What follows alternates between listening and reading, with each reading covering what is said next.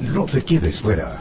Aprende sobre fenómenos naturales, sus riesgos y planificación territorial. Cada martes y viernes a las 11 de la mañana con Cristian Farías en divoxradio.com.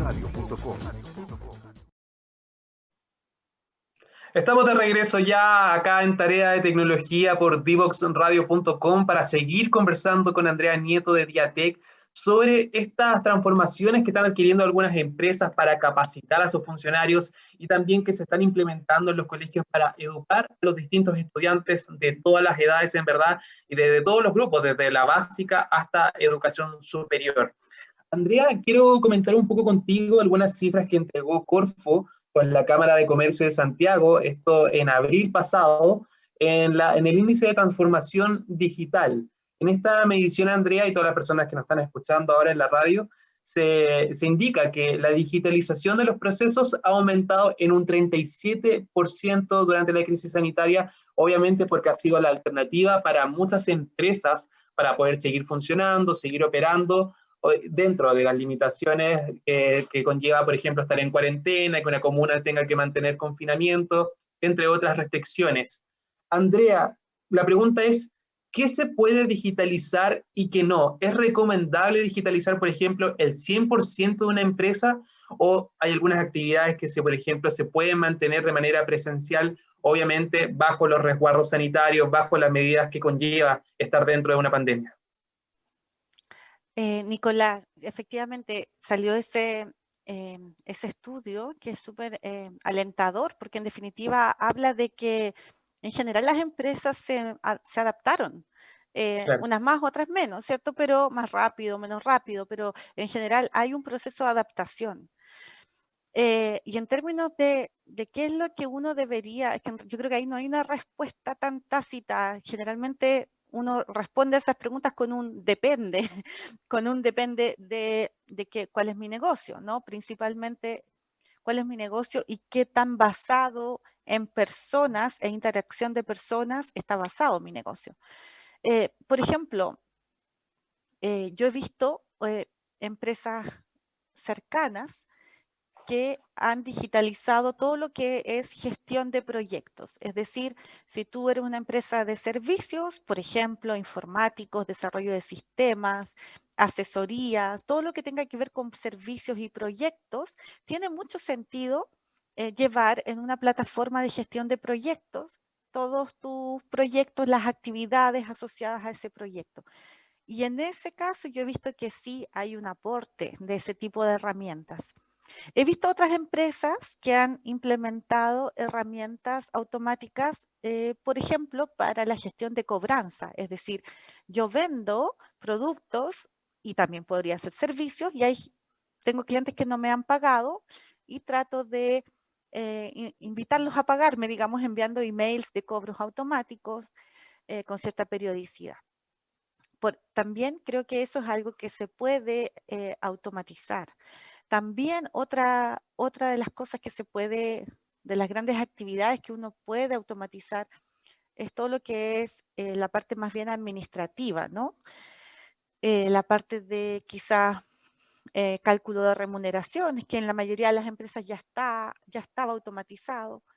Yo creo que hay muchos procesos de ese estilo que se pueden llevar, también quizás un poco la gestión de ventas, como te contaba, el, eh, el workflow o el flujo de trabajo de tener prospectos de clientes hasta que llegan a ser tus clientes. Todo ese flujo de trabajo también se puede llevar a una plataforma web que te ayuda. Sin embargo, hay ciertas actividades que son críticas y que dependen de cada negocio que no se pueden digitalizar. Eh, Así, por ejemplo, la relación que existe entre un jefe de proyecto y su cliente es algo que no es automatizable, digamos. Eso sigue siendo parte de la confianza que hace que tu cliente quiera trabajar con ese jefe de proyecto, con la empresa en general. Hay un montón de cosas que sí y otras entonces diría que no, que cuando, cuando tu ventaja competitiva de tu empresa está basada en relaciones humanas, esas relaciones no hay manera de llevarlas a una plataforma.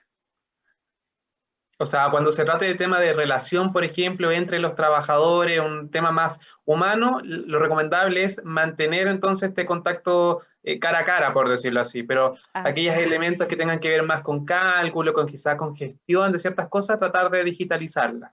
Exactamente. Esa sería mi recomendación. Ahí para tenerlo claro entonces para todas las personas que nos están escuchando.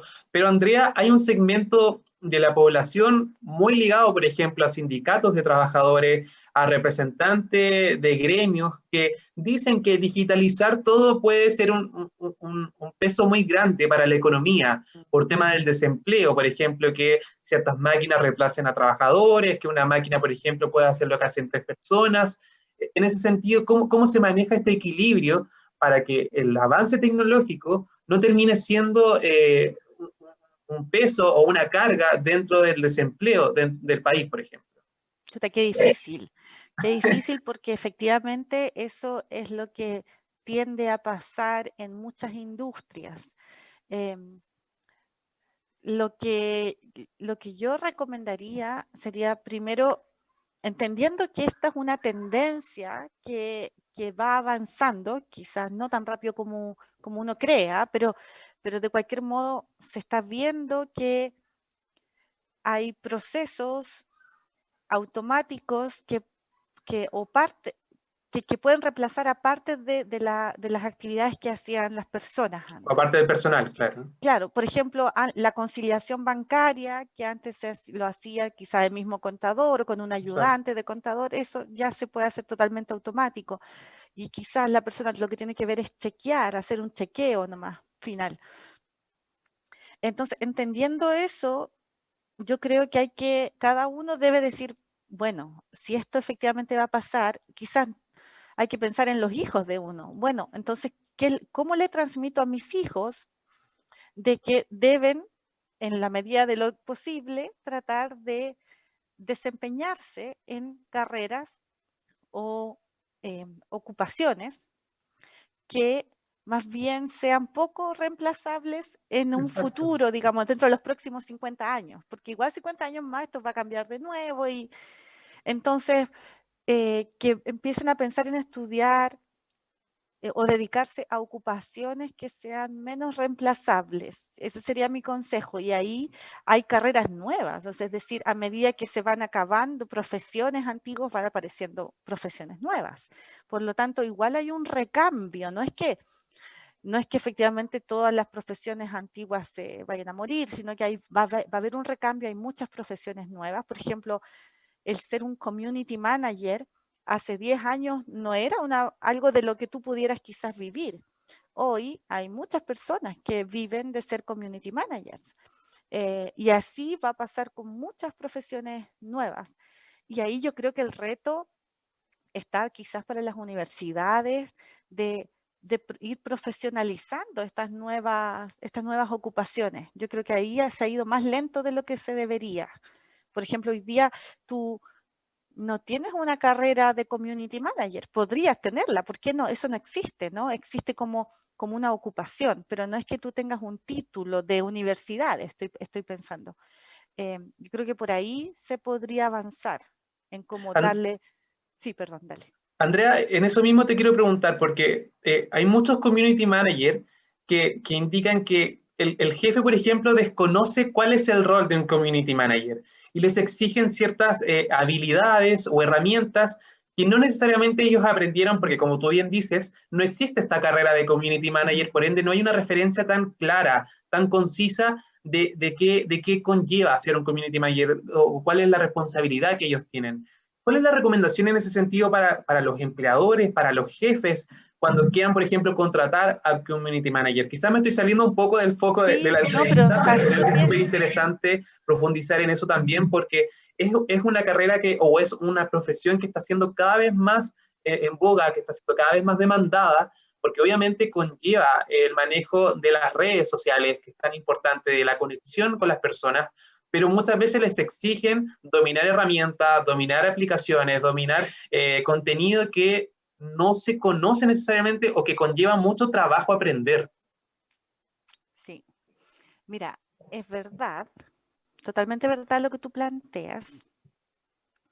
Y yo ahí soy un poquito más crítica de las personas como personas que trabajamos, ¿no? Porque esto es igual, al final hay una competencia. Es decir, si yo voy a manejar las redes sociales de una empresa, por ejemplo, entonces, claro que la empresa podría esperar que efectivamente yo me haga cargo de todo lo que significa eso. Y eso significa tener habilidades de redacción, ¿cierto? Porque tengo que redactar, de generar contenido. Tengo que tener habilidades también de uso de tecnologías para edición de imágenes y producción de probablemente mini cápsulas de marketing. Tengo que tener habilidades tecnológicas mismas de marketing para saber cómo funcionan las redes sociales y cuánto tengo que invertir para poder tener el retorno esperado si es que voy a invertir dinero. Hasta incluso podría tener que ir a sacar fotos a algún lugar, es decir, también debería tener ciertas habilidades de fotógrafa y también de estrategia corporativa para poder recomendar los textos que debería. Entonces, la verdad es que efectivamente ser community manager hoy eh, es una ocupación bastante completa y yo creo que en vez de verlo como, oye, me están pidiendo esto, yo no lo sé y no quiero aprender o me va a costar mucho, lo puedo ver como una oportunidad. Bueno, lo aprendo y después quizás puedo subir mi precio. Y si no puedo subir mi precio con esta organización, bueno, ya que aprendí esto y soy más completo que antes, entonces quizás podría ofrecerse la otra. Entonces, yo siempre veo las cosas más como una oportunidad que como una escasez de o como falencia de. Importante entonces tener eso en cuenta, sobre todo para los community managers, porque se están capacitando, están aprendiendo. Es súper interesante eso que tú indicas, Andrea, porque muchos están en ese proceso de aprender, de adquirir nuevas habilidades, pero quizás el ritmo que les exigen en sus empleos es totalmente distinto. Quizás les piden como, aprende esto para mañana, para la próxima semana, pero conlleva un trabajo de verdad enorme y hay que tener en consideración entonces la realidad sobre todo de estos profesionales, de estas personas que se están dedicando a algo tan importante como es la relación con las personas mediante las plataformas digitales. Andrea, para ir ya cerrando un poco la conversación, hemos hablado un poco de la importancia que está adquiriendo la capacitación online, las distintas clases, que obviamente al parecer van a continuar por un largo tiempo porque la pandemia no está dando tregua, parece, nuevas variantes que están complicando todo, y entre el año 2019 y 2020, más de 1.000 nuevas instituciones comenzaron a prestar servicios de capacitación. ¿Qué, por ejemplo, tiene que tener en cuenta un empresario o el dueño de, no sé, de alguna industria que quiera capacitar a sus empleadores, a sus funcionarios? ¿Hay algunos elementos, por ejemplo, que hay que tener en consideración para así elegir una buena empresa encargada de la capacitación de mis empleadores, de mis funcionarios? ¿O qué tipo de consejos se le pueden entregar entonces a estas personas que estén buscando alguna empresa dedicada a la capacitación? Ujú. Mira, Nicolás, yo recomendaría siempre que se fijen en la red de posibles facilitadores que tenga esa empresa, porque ya sea que hoy necesito un curso de Excel avanzado o quizás de uso de algún sistema operativo, más adelante podría necesitar un curso de logística o quizás de, de alguna norma que tenga que implementar. Por lo tanto, el que la empresa que los acompañe en el proceso de capacitación tenga una red donde pueda encontrar a las personas adecuadas rápidamente para dar entrenamiento a sus colaboradores, yo creo que es importante.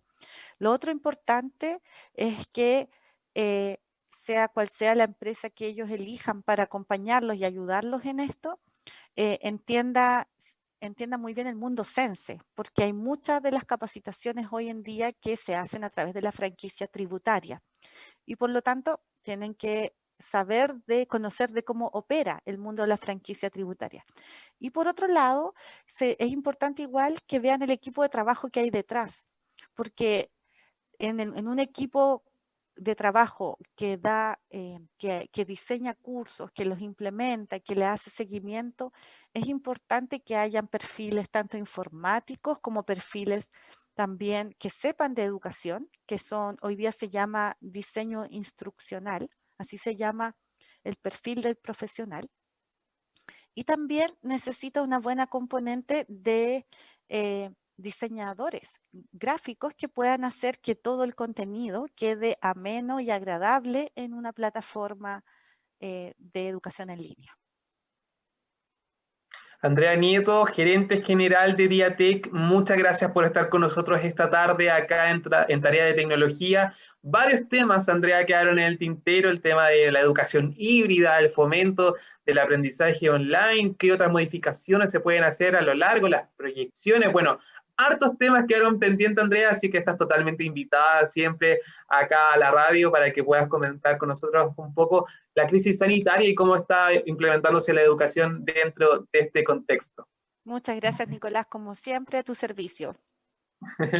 Y recuerden, toda la información de Diatec está disponible en www.diatec.cl, Diatec con Y también, para que lo tengan en cuenta al momento de buscarlo ahí en el navegador. Nosotros nos vamos ahora a la última canción de este capítulo de Tarea de Tecnología, ya a la vuelta, la interrogación, respondiendo parte de las preguntas que nos están llegando a través de las redes sociales. No se vayan, que ya continuamos con más Tarea de Tecnología acá en divoxradio.com. divoxradio.com.